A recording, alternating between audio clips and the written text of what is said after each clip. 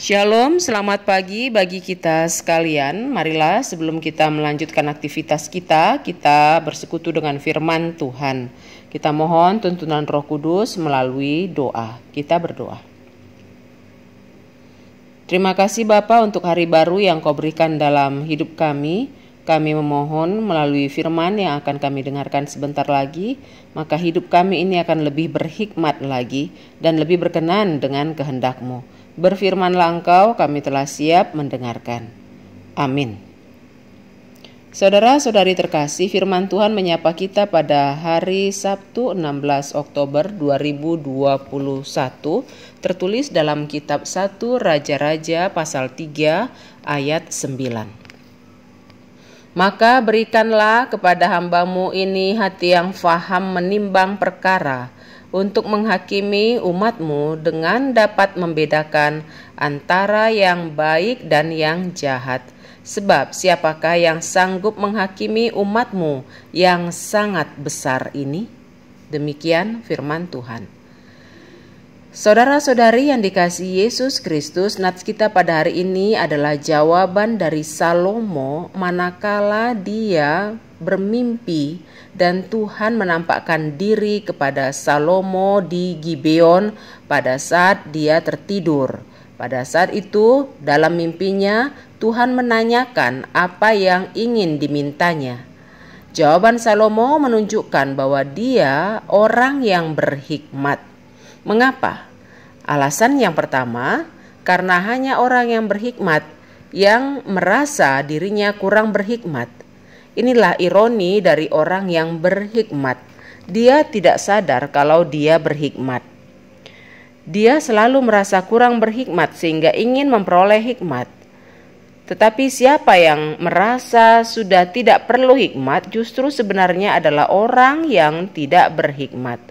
Orang bodoh selalu merasa bahwa orang lain lebih bodoh dari dirinya sendiri. Hikmat yang sejati bukan hanya diberikan tetapi juga harus dipelajari dan dikenal. Tuhanlah pemberi hikmat yang sejati. Alasan kedua adalah bahwa Salomo diberikan tugas yang begitu berat, yaitu menjadi raja atas seluruh Israel. Itulah sebabnya dia meminta kemampuan untuk memberikan pertimbangan, mengetahui mana yang baik dan yang buruk seturut dengan pandangan Tuhan.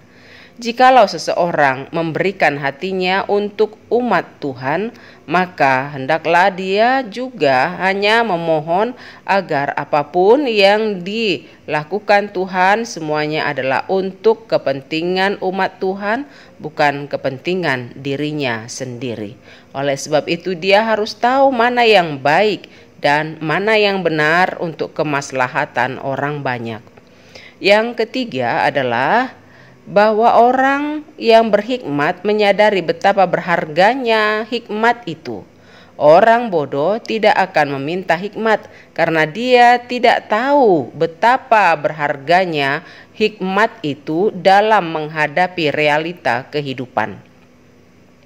Inilah yang membuat permintaan Salomo menunjukkan bahwa dia adalah orang yang bijaksana. Tetapi Alkitab mengatakan bahwa Allah malah mengabulkan banyak hal bagi Salomo. Permintaan penuh hikmat ini diberikan Tuhan dengan tambahan, yakni kekayaan dan kemuliaan. Sebenarnya semua ini adalah hal yang wajar untuk disatukan. Orang berhikmat tentu tahu bagaimana mengelola harta dengan bijaksana.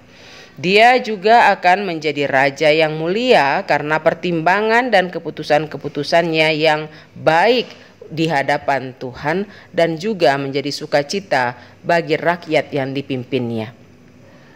Kalau kita lihat pada ayat 16 sampai ayat 17, dalam lanjutan teks ini menunjukkan contoh kasus dari hikmat Salomo. Dikisahkan ada dua perempuan sundal yang berebut anak. Tidak biasanya perempuan sundal diterima oleh raja untuk ditinjau kasusnya. Tapi karena pada masa itu masalah ini dianggap sangat rumit, sehingga kasus tersebut disampaikan untuk diadili raja. Kedua perempuan itu mempunyai anak yang sama jenis kelaminnya dan sama umurnya. Namun salah satu dari anak itu mati karena tertindih ibunya ketika tertidur. Setelah itu terjadilah perebutan bayi. Kedua ibu itu mengaku bahwa bayi yang hidup itulah bayinya. Bagaimanakah Salomo memecahkan kasus ini? Salomo mengambil pedang kemudian hendak membagi dua anak itu. Dia tahu bahwa kasih yang besar dari ibunya akan mendorongnya memilih agar anak itu diberikan saja kepada orang lain daripada dibunuh. Benar saja, ibu kandung dari si anak merasa lebih baik yang menyerahkan anaknya itu daripada harus dibunuh karena dibagi dua. Dari sikap ibu itu, Salomo mengetahui siapa ibu bayi itu yang sebenarnya. Jemaat sekalian, contoh tadi menyatakan bahwa hikmat yang diperoleh oleh Salomo itu sebetulnya bermula dari takut akan Tuhan. Salomo memohon hikmat karena dia takut akan Tuhan. Dia gentar karena harus memimpin rakyat yang sedemikian besar. Sedangkan dia sendiri belum pernah mendapat kesempatan untuk melatih diri menjadi pemimpin yang besar. Tetapi di atas semuanya itu, dia lebih gentar lagi bila Tuhan tidak bersama dengan dia. Oleh sebab itu, Tuhan memampukan dan menguatkan Salomo untuk menjadi seorang raja yang berhikmat, dan dengan demikian mengikutlah berkat-berkat Tuhan yang lain yang dicurahkannya kepada Salomo.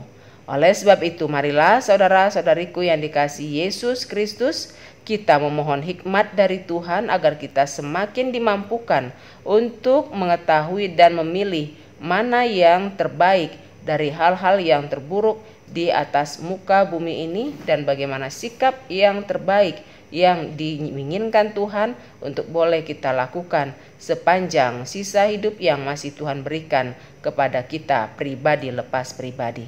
Marilah kita menikmati hari-hari kita supaya lebih bijaksana lagi. Ingatlah apa yang tertulis dalam Kitab Mazmur pasal yang ke-90 ayat yang ke-12. Ajarlah kami menghitung hari-hari kami supaya kami memperoleh hati yang bijaksana. Amin. Marilah kita berdoa. Terima kasih Tuhan untuk hari yang baru yang Kau berikan kepada kami. Firman-Mu mengingatkan kami supaya kami boleh semakin bijaksana menjalani hari-hari yang masih Kau berikan dalam kehidupan kami masing-masing. Mampukanlah kami untuk menjadi pelaku firman-Mu dalam kehidupan kami, supaya kami berkenan di hadapan-Mu dan menjadi sukacita di muka bumi ini. Dalam Yesus kami berdoa. Amin.